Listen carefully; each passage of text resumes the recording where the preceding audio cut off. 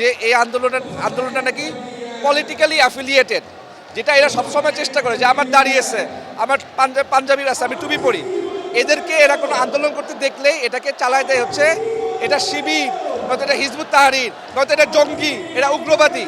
এই ধরনের কালচার থেকে বের হয়ে আসতে হবে। এই ধরনের কালচারের শেষ হয়ে গেছে। আমাদের ভিসি স্যার কর্তৃক একজন বিবিএ ডিপার্টমেন্টের একজন ২৬ বছর ধরে পড়ানো একজন শিক্ষককে জাস্ট শাইখ আহমদুল্লাহর সাথে ছবি তোলার জন্য শোকজ করার বিষয়টা, এগুলার সহ আরও যে কিছু ইনফ্রাস্ট্রাকচারাল বিষয়, যেমন আমাদের একটা বাস বা ট্রান্সপোর্টেশন সিস্টেম নাই, তারপরে আমাদের বেসমেন্টে ক্লাস হয়, ঝুঁকিপূর্ণ স্থানে ক্লাস হয়, তারপরে মানে ভাড়া বিল্ডিংয়ে কয়েকটা ক্লাস ভাড়া বিল্ডিংয়ে হয়। তো এগুলো নিয়ে আমরা একত্রিত হয়েছি। তো এগুলার প্রেক্ষিতে গত 18 জানুয়ারি শিক্ষিকা লাইকা বশির এবং মহসিন সাইম স্যারকে বহিষ্কার করা হয় প্রমাণের ভিত্তিতে। তো এখন আমি যেটা আপনাদেরকে বলতে চাই যে আমাদের এই ভার্সিটির বাইরে একটা মহল যারা আমাদেরকে বিভিন্নভাবে ট্যাগিং করে আসছে, এর মধ্যে একজন হচ্ছে সামিনা লুৎফা, ঢাকা ইউনিভার্সিটির শিক্ষিকা সম্ভবত উনি আমাদেরকে ট্যাগিং করে আমাদেরকে মব বলে আখ্যা দিয়েছেন। এবং আমরা যে একটু বললাম যে আমাদের ট্রান্সপোর্টেশন ইস্যু নিয়ে দাবি, এর প্রেক্ষিতে আমরা 18 জানুয়ারি মোহাম্মদপুর বাস ডিপো থেকে একটা ডাবল ডেকার বাস নিয়ে আসছিলাম, যাতে ভার্সিটি ওইটার সাথে ডিট করে ওটাকে পার্মানেন্ট আমাদের ভার্সিটির বাস বানায় ফেলে। এই জিনিসটাকে এই সামিনা লুৎফা বলেছেন, আমরা নাকি তার ব্যক্তিগত ফেসবুক পোস্টে বলেছেন যে আমরা নাকি বাস ভর্তি লোক এনে আমরা নাকি মব সৃষ্টি করার চেষ্টা করতেছি। আমরা এই ধরনের বক্তব্যের বিচার দাবি করছি, এই ধরনের বক্তব্যের বিপরীতে। এরপরে শিক্ষক নেটওয়ার্কের ঢাকা ইউনিভার্সিটি শিক্ষক নেটওয়ার্কে একটা বিবৃতি দেওয়া হয়েছে, যেখানে আমাদেরকে দঙ্গলবাদ শিক্ষার্থী বলে উল্লেখ করা হয়েছে। আপনারা ক্যামেরা দিয়ে দেখেন যে এখানে, এবং আমাদেরকে বলা হয়েছে যে আমরা নাকি অ্যালামনাইরা বেশি, এখানে নাকি কোনো রানিং স্টুডেন্ট নাই। এখানে দেখেন সবার গলার মধ্যে দেখেন আইডি কার্ড ঝুলানো, আর আমি অ্যালামনাই একজন বা দুইজন, আমার গলায় গেস্ট আইডি কার্ড, আপনাদের গলাতেও আছে।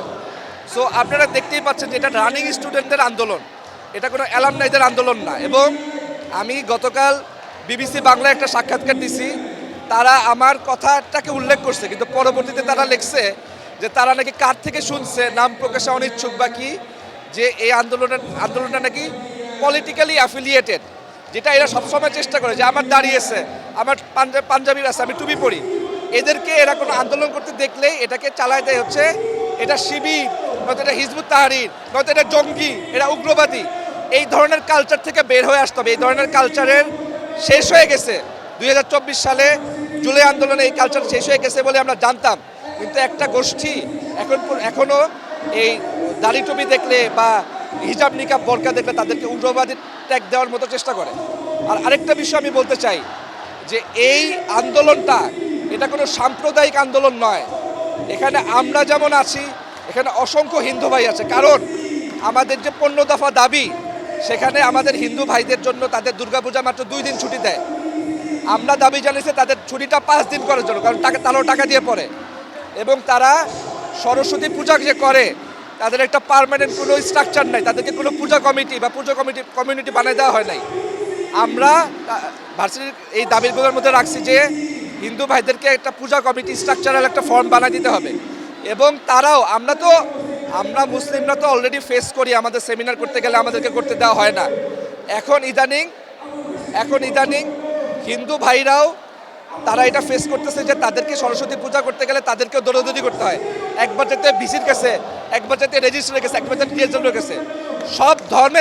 সকল ধর্মের ক্ষেত্রে এই ধরনের বৈষম্যর অবসান ঘটতে হবে। এই জন্য আজকে আমরা ধর্ম বর্ণ নির্বিশেষে সকল শিক্ষার্থী আজকে এখানে জড়ো হয়েছে।